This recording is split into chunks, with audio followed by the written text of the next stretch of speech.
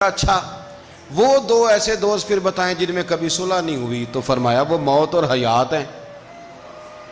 जब मौत आती है तो फिर जिंदगी बाकी, इनकी सुलह नहीं हो सकती, इकट्ठे रह ही नहीं सकते।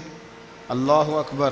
वो कहने लगा ये तो कमाल हो गई। अब वो ज़ेन खुल गया, कहने लगा जी और पूछ लूँ? फरमाया तेरा ही दावा था दो पूछने, मैं तैयार हूँ, तू 100 भी पूछ।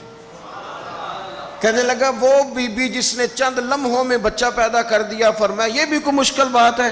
वो हजरत मरियम है। 1 मिनट में हामला हुई थी, अगले मिनट में अल्लाह ताला ने उन्हें थोड़ी सी तकलीफ से गुजारा और अगले मिनट में हजरत ईसा पैदा हो गए। कोई मुश्किल बात है? कहने लगा जी वो दो चीजें जो हरकत नहीं करती, फरमाया यार जल्दी पूछ, टाइम ना जाया कर, जल्दी पूछ। वो दो चीजें जो हरकत नहीं करती वो जमीन आसमान है। उसने कहा वो दो चीजें जो ठहरती नहीं, फरमाया वो सूरज और चांद है, जो हरकत ही करते रहते। कहने लगे अच्छा वो बता